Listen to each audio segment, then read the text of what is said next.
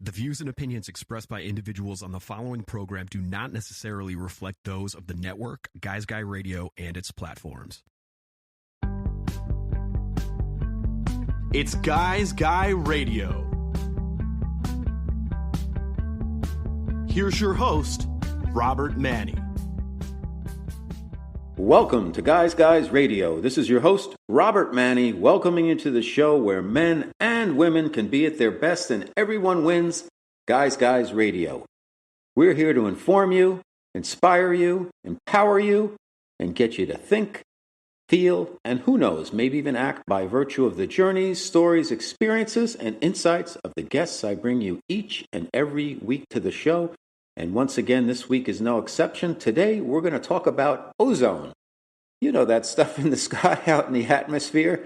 I think it's oxygen and nitrogen, and then there's ozone, and there's a thin layer that surrounds our planet of ozone that protects us from the rays of the sun. And we're going to talk about it with our special guest, a return guest. His name is Marc J. Seifer, PhD, and he's written a book, Ozone Therapy. And we're going to talk about how ozone has been explored and discussed and looked at and investigated and tested in terms of being something that's applicable to helping us with our health. And as we know, on Guys Guys Radio, we don't make any endorsements of any products or any procedures or any modalities. We just bring information out here. And Marc has been on the show speaking about Nikola Tesla. He's written two wonderful books about Tesla that everybody seems to really love, and he did great on our last show.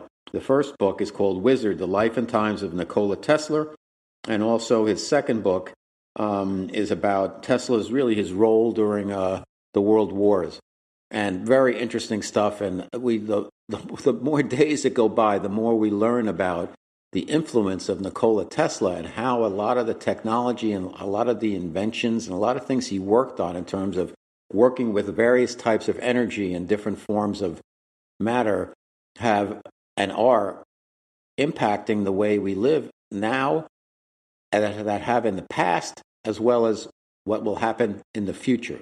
So this time Marc has tackled ozone, and I guess most people like myself didn't know much and don't know much about ozone except about the fact that it's that thin layer that surrounds the planet. And we're going to get into that. And Marc has done a lot of work with some other physicians and doctors who have really gone down the rabbit hole and done a really deep dive in terms of all things ozone. And again, I'm not a doctor. I don't play one on TV. I'm just your guy's guy. I bring you information, and you determine if this is something that you feel is right for you, something you want to learn more about. I mean, everybody's interested in trying to take care of themselves and preventive medicine and also ways to address various issues that we may have. But also we have some ruling authorities that make determinations as to what can be marketed and what can't. And there's a process with that. And we need to respect the process, and we do that on Guys Guys Radio. So just going to allow Marc and I to have a conversation here. We're going to talk about all things ozone, and I hope you enjoy our conversation and can determine for yourself if learning more about ozone is something that you want to get involved in and do some more research on it. There's a lot of stuff out there. There are doctors who do ozone therapy out there. But again, it's not something that's really backed and condoned by the major associations around the world. And we have to respect that. So we're just going to have a conversation about what Marc has learned from doing his research and putting this book together. And then we leave it up to you to determine if this is something of interest to you and something you want to dig into more. And that's what we do here on Guys Guys Radio. So let's get right to it. Our conversation with our special guest, Marc J. Seifer. We're going to talk about ozone.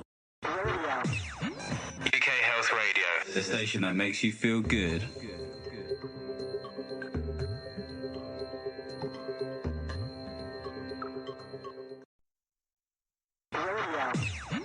UK Health Radio, the station that makes you feel good.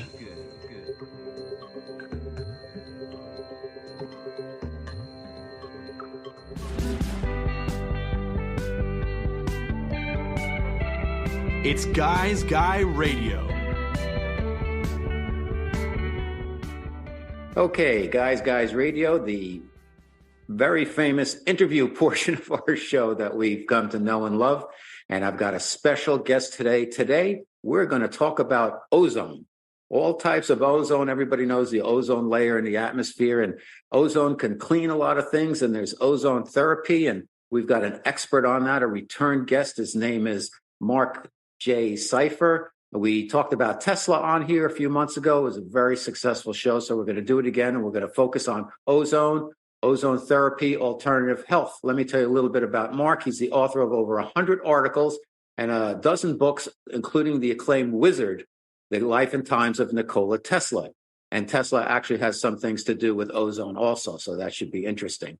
Marc has lectured at Brandeis, Oxford, Cambridge, West Point, the UN, featured in Washington Post, Scientific American, MIT Tech Review, New York Times, The Economist, and he's appeared all over, coast to coast, with George Norrie, BBC, NPR, History Channel, and of course, Guys Radio. He's back with us today. So welcome back to Guys Radio, Marc Seifer. How you doing, Marc?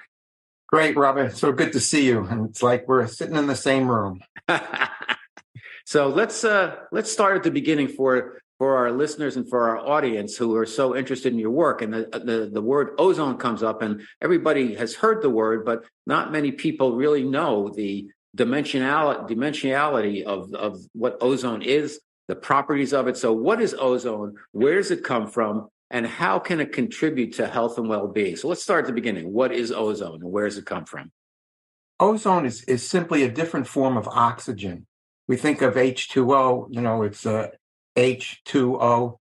So it's two molecules of hydrogen and one molecule of oxygen. You have water. So oxygen by itself is O2. So in the atmosphere, there's oxygen's O2.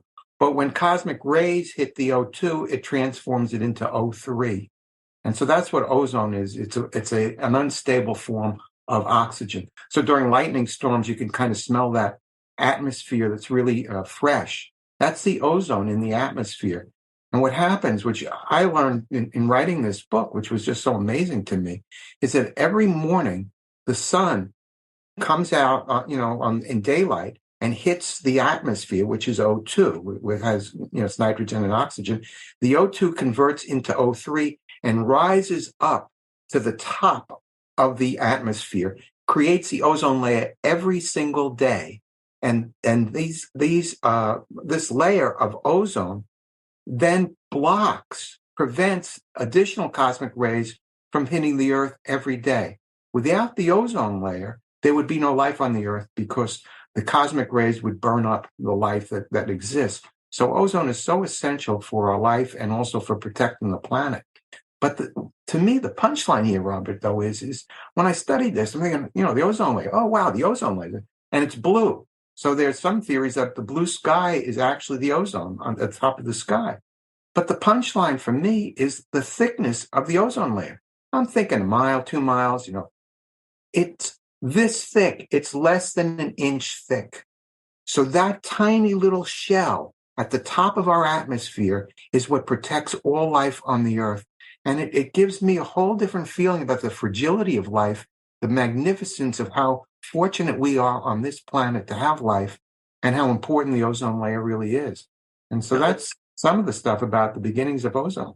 So it's interesting. Let's talk a little bit more about that ozone layer, because I remember when I traveled on business to Australia and they said, okay, the ozone layer down around the Sydney area had been kind of burned off or whatever. And I went to the beach and I got a really bad sunburn really fast. I didn't realize it would be that quick. So how does that happen, and can that be repaired? Well, some of these scientists realized that these fluorocarbons, we used to have these spray bottles, they were releasing a chemical which would destroy thousands and thousands of O3 molecules in the atmosphere. So they outlawed those, and that helped repair the ozone layer. Another thing about the ozone layer, they often talk about ozone with pollution. So they'll give you the ozone, figures, during a polluted area. And so people have this negative feeling, ozone must be bad. But in fact, what the ozone has done is it's attached itself to all the pollutants in the atmosphere. And so it's not the ozone that's bad, it's its attachment to the atmosphere. So can the ozone layer be repaired? It has been repaired, but obviously the less that we put into the atmosphere, through driving gasoline run cars or coal operated power plants, we have to reduce all that and use renewable energy. And I think that would help bring back the ozone layer completely. But you're right, it has been damaged here and there, particularly around Australia. Now, why? I'm curious. Around Australia, because you wouldn't think of Australia as a really heavy, I could be wrong, heavy manufacturing place versus some of the other urban centers around the world. Why do you think that the ozone layer there got depleted? And is it coming back? It's a great question. I don't totally know the answer. China's got a tremendous amount of pollution, and I don't know what the air currents are down there, but that might play a role.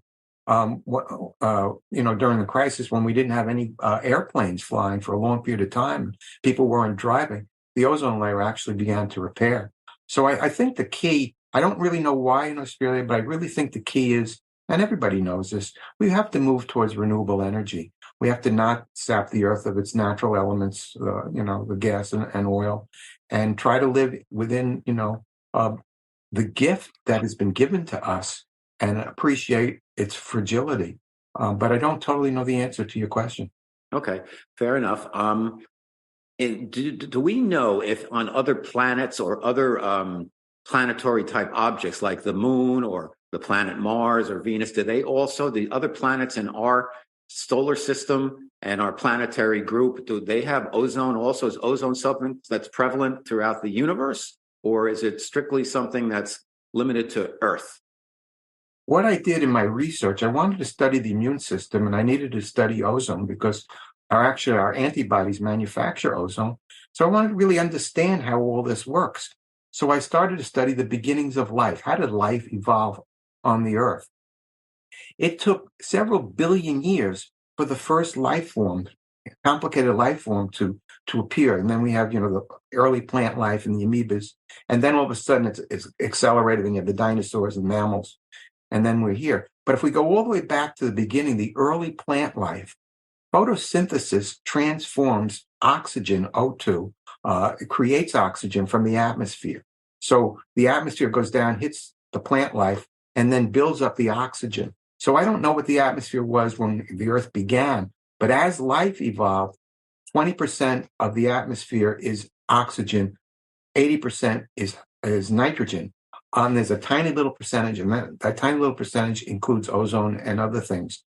For instance, I remember as a kid, I grew up on Long Island in New York, and the people out west had something called goiter. They're swelling up of the neck. And why didn't we have it? We were breathing in iodine from the oceans. And that always amazed me. So they have iodine in the atmosphere that humans need simply for our health. And the same sense. So to answer your question, I think ozone is probably very rare outside of the planet Earth. And it was created essentially through this combination of photosynthesis and then the sunlight transforming the O2 into O3. And what's so strange about this is the sunlight is changing O2 into O3, which is creating the ozone layer, which is stopping more of the sunlight from doing this. So it's an odd kind of a thing. It's kind of contradictory that the cosmic rays create ozone and then the ozone blocks the cosmic rays. It's amazing. It's interesting. Your name of your book, and Marc's book is the new one's called Ozone Therapy for the Treatment of Viruses, the Science and the Promise of Healing with Ozone. And we're going to get into all of that. But you mentioned iodine and iodine coming from the ocean. And so many people are iodine deficient. And I think you can do a test where you put a little drop of iodine on your skin. And if it stays there, then you have enough iodine. But if it sinks in, like over 5 minutes or so, if it disappears, that means that your body needs the iodine. At least that's what a practitioner told me. So many people who have thyroid issues take iodine, and just for general health, most people are iodine deficient from what I understand. Now, I'm not a doctor. I don't play with it on TV. I'm just a regular guy's guy. So that's all disclaimers here. We're just having a conversation. But in the terms of like iodine, that we can take it in little droplets, and put it in water. And if ozone is created in the atmosphere, is there a way of ozone being made into a liquid? Yes, it can be. And that's one of the dangers. I mean, ozone in extreme concentration can be dangerous. It's a disinfectant. So on the positive side, let's say a hospital room has been infected. They can go in with an ozone generator and disinfect the room. What's so nice about it, you can, if it was in a liquid form, you could spray the whole room with O3, and in a couple of hours, it would be back to O2 because it's a disabled, an unstable form of oxygen. So it's unlike chlorine.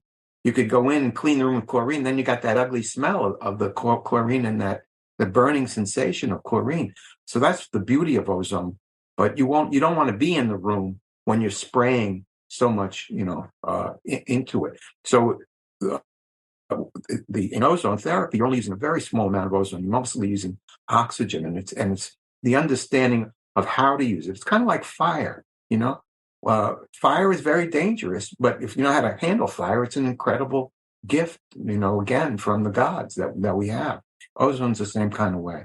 Okay, we'll get into the more controversial aspects of ozone therapy because the FDA and the medical community hasn't fully embraced it yet. And I think part of it is based on what you said, because it has to be used the right way. Now, ozone can be used to clean pools as an alternative to chlorine, as you were mentioning chlorine and ozone. Am I correct in that you can clean a pool with ozone? Yeah, in fact, finally, what happened was the Europeans were coming and they were swimming in America. And they said, "Ooh, what's wrong with your swimming pools?" And they said, "Well, we're using chlorine." You're using chlorine. We use ozone. So in Europe, they were using ozone. And now the Olympic Committee has decided that all the Olympic pools will be cleaned with ozone. It's a UV light that they use, and the water goes in, and it's very clear. And the joke is that you're in some crazy place, and you'd rather drink the water from the swimming pool than coming out of the tap because it's that pure, that it's that good, a disinfectant. So yes, they're in, and also it's municipal, like sewerage and all of that. They're used in municipal cities to clean sewage and all of that. So it's very, very powerful. And again, think of it like fire. Use it the correct way. It's a wonderful tool. So as part of that, Mark, then how and when can ozone be dangerous? It can be dangerous in very intense amounts. In ozone therapy, it's 97% pure oxygen and 3% ozone. You mentioned, the FDA. They talk about the dangers of it, but they're misunderstanding that every single medical doctor who uses it knows it's dangerous. You don't just inject pure ozone into the bloodstream. You inject 97% oxygen and a tiny little amount of ozone, and that combination increases the immune system, boosts the immune system ability to fight off disease, and allows the body to absorb oxygen in a more powerful form. One thing I read, which is so obvious, but you just don't think about this. Those people in Turkey in the horrible earthquake, some of them were without food for 7, 10, 11, 12 days. You can't exist without oxygen for 3 or 4 or 5 minutes. That's it.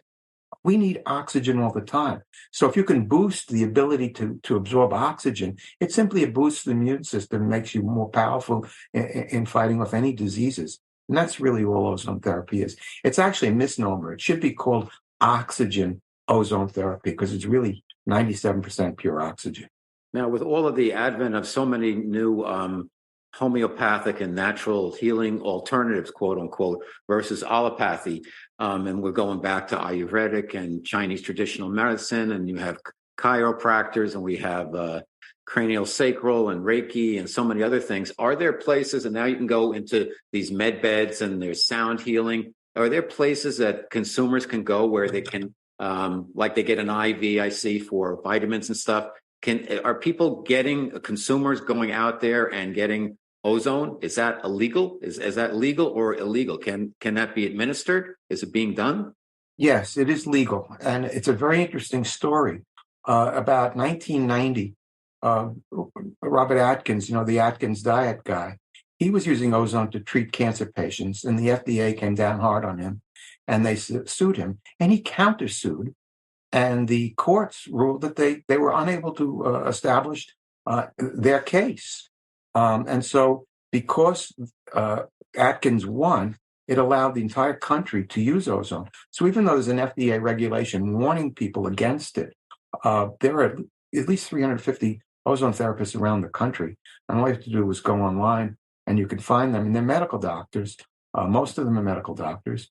And it's used all the time. It's a wonderful tool. But again, you want it by people that know what they're doing.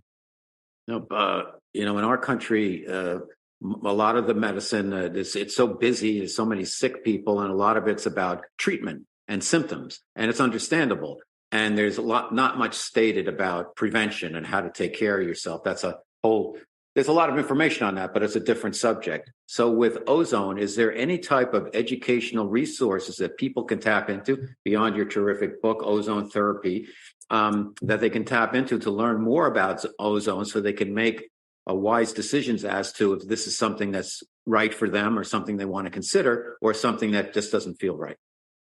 Yeah, there's a few books out there, but Frank Schallenberger is a doctor in Las Vegas. He's been an ozone therapist for 50 years. And the way he learned about it, he was in Germany. And there's a book online called The Story of Ozone. They did a study of, you're not going to believe this, like 6.5 million applications of ozone therapy by about 500 or 600 doctors over the last 40 years, from 1980 back to about 1950 in Germany. There were only 4 deaths, only 40 cases of people that complained about some type of irritation out of 5.5 million applications. It's a very mild thing when done correctly. So I would suggest, to answer directly, Frank Schallenberger has a newsletter, and it's an excellent newsletter where he constantly gives you more and more information about the positives. He also talks about something you've talked about too, and that is vitamin therapy and just maintaining health that way as well. You mentioned my special guest, return guest, Marc J. Seifer, PhD, the new book Ozone Therapy, and we're talking about as a treatment. Nikola Tesla, who you've written 2 wonderful books about, Wizard, and then the new one about his efforts around wartime. What was the connection between Tesla and ozone? I got to go back to 1984. I was working on my doctorate, which was a study of why Tesla's name disappeared from the history books. And I was invited to speak in Colorado Springs at the first Tesla Centennial Symposium. And one of the other speakers was Dr. George Freebach. And I had a Metascience Quarterly. I had a parapsychology journal at the time. So I was covering every single lecture. So I went to that lecture, and he said, he was a medical doctor, that he had a man that was dying of cancer, his body riddled with tumors. And he injected him with 97% pure oxygen, 3% ozone. The tumors were shed, and the guy was cured. That was 1984. I found a confirmation of that in a science article written by Sweet, K.O. and Lee, which said that ozone helps thwart the development of cancerous tumors in humans. Now, why was this medical doctor there? The reason he was there was because in 1896, Tesla invented and patented an ozone generator, and he sold these ozone generators to the medical community. In Germany, they really used it a lot. They were helping cure gangrene, creating ozone environments, which actually kill the gangrene, around people's legs and stuff. So that was the connection that I had between Nikola Tesla and ozone, and I basically forgot about it. And 25 years went by, and I learned about these 2 doctors that went to the Ebola crisis, and I'm thinking, who risks their life to do this? So that's how I got interested in ozone. But Tesla is the one who led me there. He really led me there. And he came up with the idea of filtering it through oil. You can filter through oil so you can breathe it in. That's a good way to purify that process. Have you, Mark, have you tried ozone therapy? There's no ozone therapists around here. One of my coworkers is in New York City, and I want to go down and get treated. I haven't had ozone therapy, but I would like to. Can you do it in Manhattan, in the city? Yes.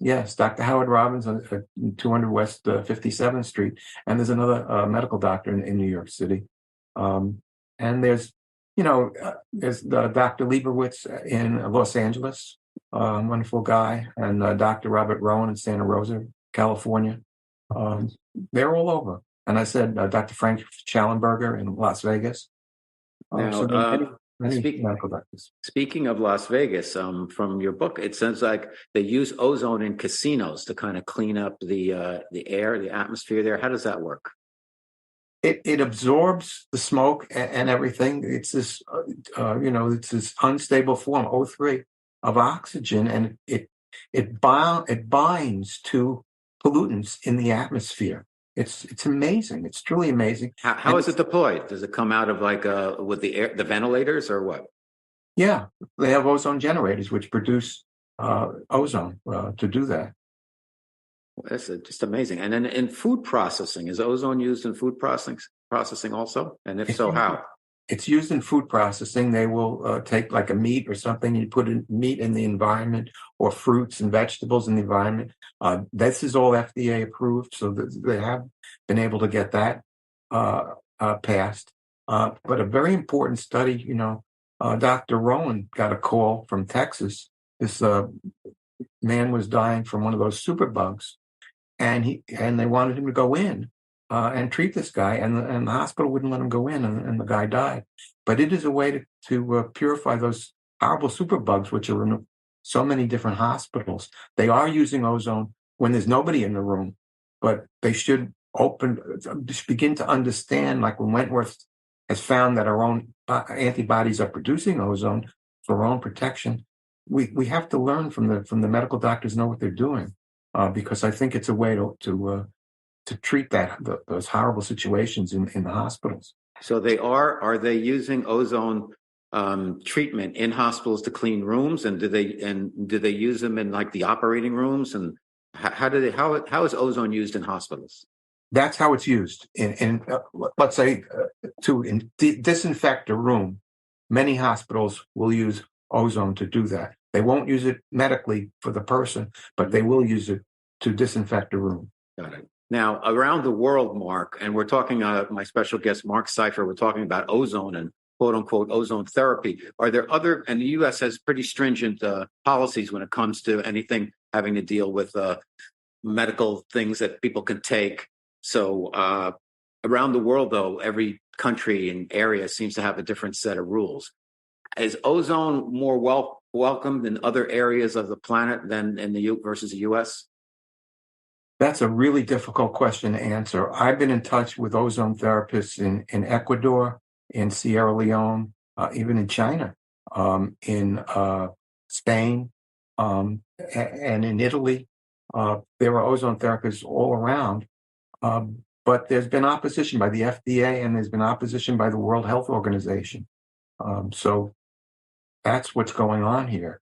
And again, I liken it to the chiropractors. We all know the chiropractors have not been treated the way they should be. How about like trials and research? Is that being funded around the world? Are there independent studies? Are there studies funded by governments or medical authorities, if you will? There are, and I have the bibliography in here. I've counted about 20 or 30 studies that were done over the last 50 years with Lyme disease, encephalitis. There's all different kinds of diseases that they have done tests, and they're all positive. They find that it works. So there have really been clinical trials. There have been clinical trials, in Spain and in the United States. Dr. David Brownstein in Michigan has done clinical trials. Dr. Hernandez in Spain has done clinical trials. So there are these trials that have been done, but they have to fight against the FDA because the FDA has Title 21. So it's like behind a rock and a hard place. It's really it's a double whammy against the ozone therapists because they're not allowing them to test it because they're saying it's not legal, but they're also saying, yeah, but you can secretly do it as long as you don't announce that you do it. So it's a very strange situation. So you worked with on this book some other very renowned physicians, doctors. Tell us about how you found them, what brought you together, and kind of what were the agreements, and if there were any disagreements in terms of how you put the book together. Yeah. Once I got involved in studying this based on George Freebach, I started contacting ozone therapists, and I came upon Dr. Howard Robbins, who's in New York City, and Dr. Robert Rowan in California. And they met in Kuala Lumpur about 15, 20 years ago and became immediate friends.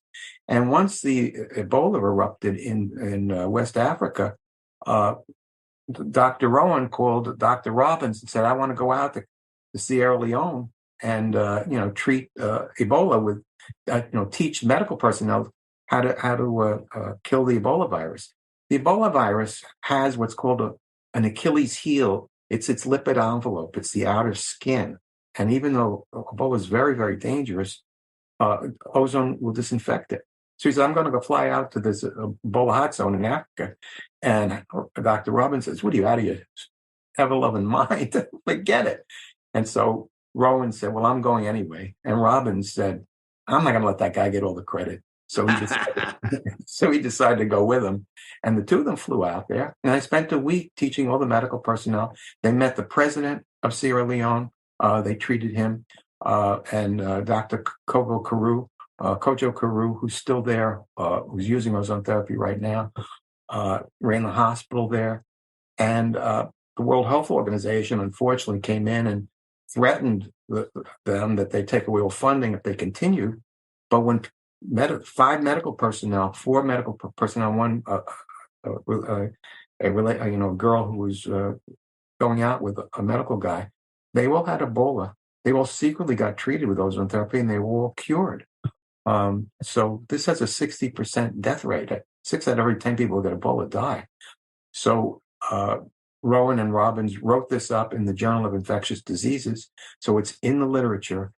But to answer your question, unfortunately, the World Health Organization needs to become more educated, and the FDA needs to become more educated. And one of the best ozone generating machine companies in the world was in Canada, Longevity Research. It just closed down 2 weeks ago because of the pressure from these two organizations. And I wrote to President Biden and Prime Minister Trudeau. I said, this is an existential threat to this planet. We need ozone generators. They disinfect, they kill viruses, they kill bacteria, they kill the superbug. And you've just knocked out one of the most important ozone generating companies in the country. It's in Canada, but in North America. And I don't know, maybe I'll hear from them. I don't know, but it's important. Well, surely the powers that be have they provide in their response a rationale. What is the rationale that they provide? They say that ozone is too dangerous to play around with. It can't be regulated, or what is it they're saying? We can't get behind this because of what? It's actually built on a false premise. It starts in 1920. In 1920, these two scientists used generated ozone and measured it, and it was very toxic, and indeed it was toxic. And the reason was they created ozone from the atmosphere. The atmosphere is 80% nitrogen and 20% oxygen. So if you create ozone from the atmosphere, you create nitrous oxide, which is dangerous. So 20 years go by, so we're now in 1940. Another scientist said, well, the mistake you made was making ozone out of the atmosphere. You have to make ozone out of pure oxygen. So he made it out of pure oxygen. And one of those two scientists read his report, went back and did the exact same study that he'd done 20 years earlier using pure oxygen, not using the atmosphere. So no nitrous oxide was created. It would just created pure ozone. And he realized that it wasn't dangerous. What the FDA has done is they've based it on the first study, and they haven't really understood that one of the two scientists that actually came up with that study realized the error of making ozone out of the atmosphere. You don't make it out of the atmosphere. The medical doctors make it out of pure oxygen. They're not making it, so there's no nitrous oxide involved. So that's really the history of it. It's How did astounding. Tesla? What was his process?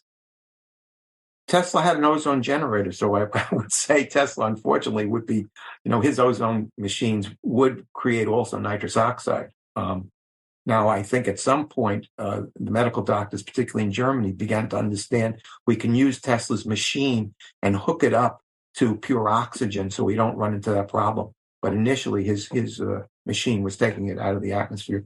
It was based on Siemens, who had an ozone machine in the 1850s. Siemens was an electrical engineer who was kind of a hero for Tesla. And they were studying even back in the 1850s that it was disinfecting bacteria.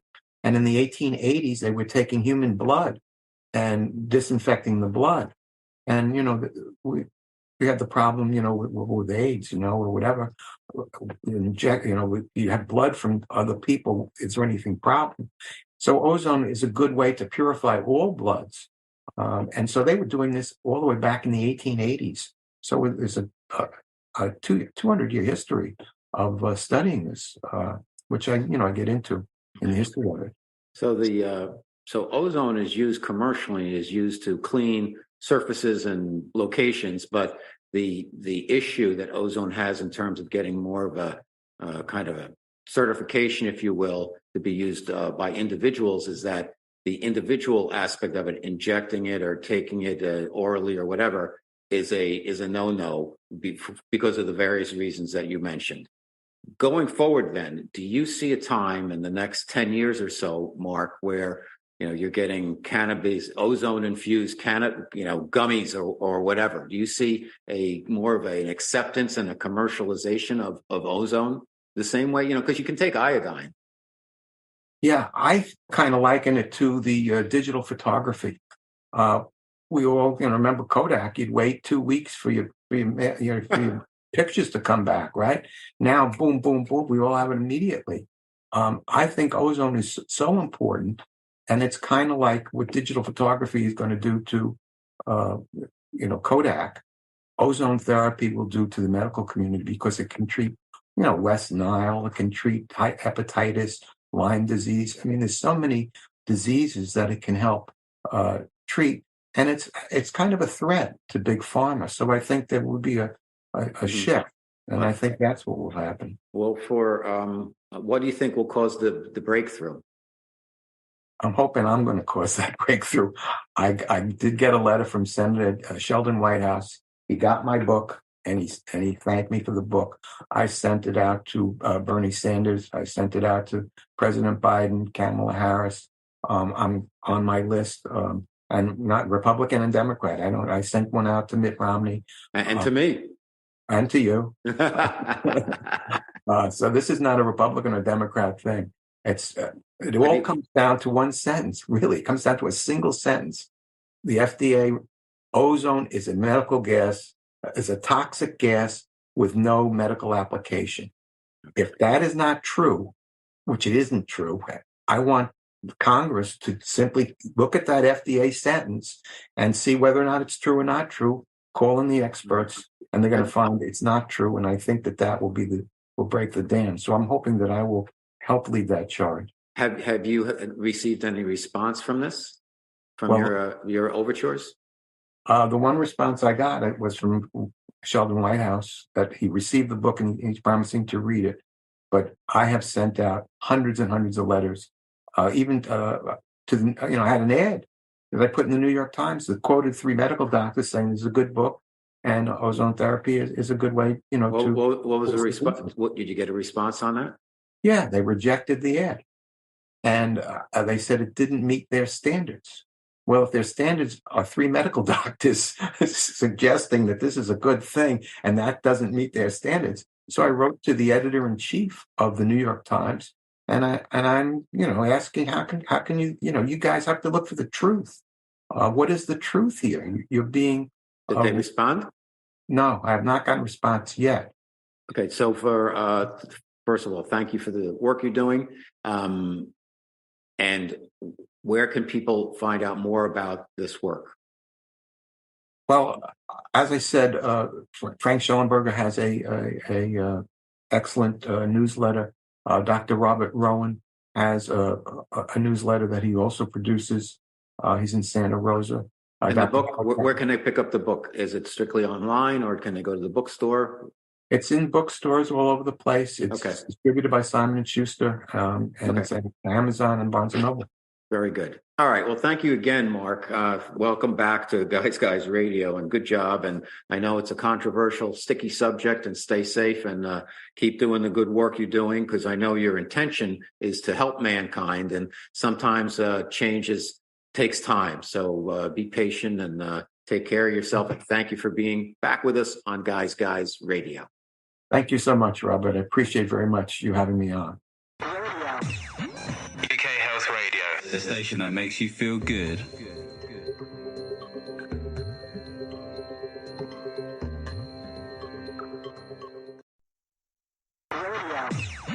UK Health Radio, the station that makes you feel good.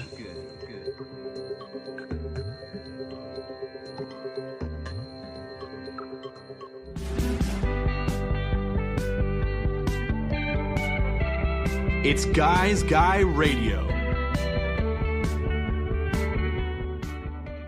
Okay, a fascinating conversation with Marc J. Seifer, PhD, about all things ozone here on Guys Radio. So what did we learn? I think we learned a number of things. One is, obviously, Marc is very passionate about the topic, and he is doing everything he can to generate awareness for what he has learned and his perspective about ozone. And I think we've also learned that ozone it's part of nature, obviously, and it's being used. Ozone is being used to clean things. So commercially, it's used to clean pools. It's used to clean, I think, office buildings and other things. And that's basically the main reason it's being used, in terms of different than being a protective layer around the planet. Now, I think the rub comes when getting approval to be able to use ozone for personal health. It's not condoned. It's not approved by the FDA or the National Health Organization. So you have to keep that in mind. So there are practices that are doing ozone therapy around the world, but they're not supported or getting that stamp of approval, if you will, from or recommended from the big health organizations worldwide.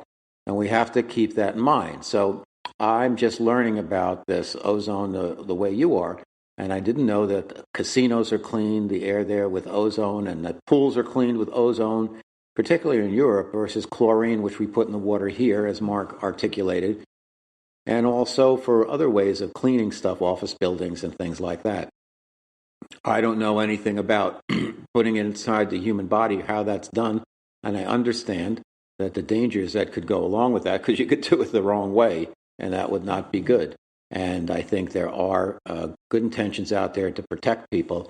But hopefully over time, there'll be more research that'll be done, and more trials, and just to see if there's any ways that this can be kept in the consideration set, because we really want to keep people to take care, find ways that people can take care of themselves and not become a strain on the whole medical system. And you never know. So it's worth looking into. Is this of interest to you? You'll have to determine that for yourself. You might say, this is nonsense, this is quackery. You might say, you know what, we should be really talking about this a lot more. That's up to you. What we do here, once again, on Guys Radio, I find topics that I think are worthy of a discussion. As you know, I haven't covered things like the politics. It's so divisive here. The last 3 years, what we've gone through, I haven't gotten into that, because there's other places that you can find where people want to argue about all these things. I present information objectively with the hope that people say, maybe I'll do some more investigation on that and make a determination as if this is something I want to learn more about and think about into the future. So that's what we do here on Guys Radio. I hope you respect where I'm coming from, because I don't want to create any controversy about what we're doing here, because I'm not recommending anything. I'm just talking about it, and I think it's good to get information and be able to say, I wasn't really aware of that. And if anything, even about the fact that ozone is used to clean things, and it is a protective layer around the planet, and I did not know it was such a thin layer. or that it could mend itself over time. As I mentioned to Dr. Marc, I was in Australia and I got a really wicked sunburn just from a very short period of time in the sun because the ozone layer there had been perforated, I guess, and like there was a hole there. And wow, it's like the fastest, worst sunburn I've ever had. And I had to travel throughout Asia for the next 2 weeks with that. And it was just like uncomfortable. So we have to be careful.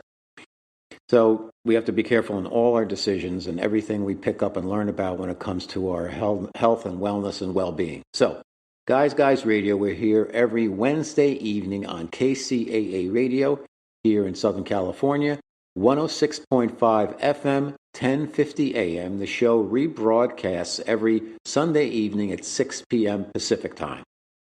The podcast, YouTube, and Rumble versions of the show begin airing on Thursdays worldwide. So if you want to just watch the interviews, YouTube and Rumble. It's called Guys TV. If you want to find it, go on YouTube and Rumble, use my name, Robert Manni, you'll find Guys TV.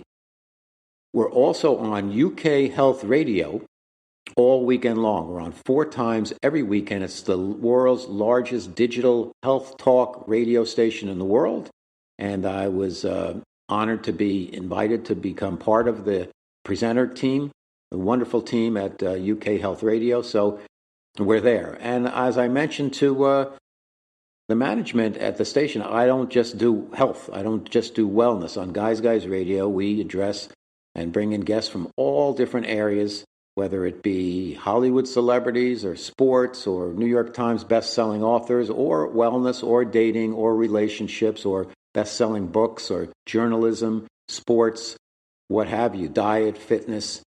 And we want to talk about things that matter to men and also matter to women to help everybody live their best lives, because when men and women can be at their best, everyone wins. That's kind of our credo here at Guys Radio. We're here to bring you information that hopefully you'll think about and determine if this is something that will help you live your best life.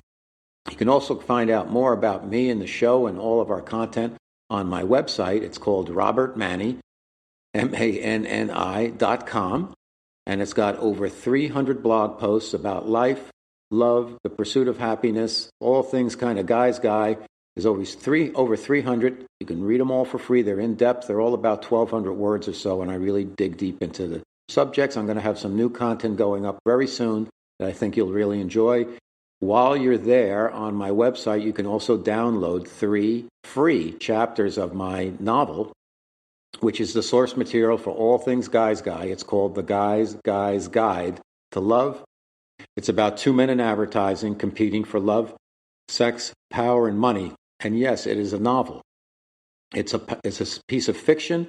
I believe in the power of story to talk about and address various situations. This is about the kind of sneak peek behind the curtains, if you will, into the weird, odd world of single men, in this case in New York City, and their friendship, their being frenemies, their relationships, the dating habits, etc. It's a fast, frothy romp, and it's been called the male successor to Sex and the City.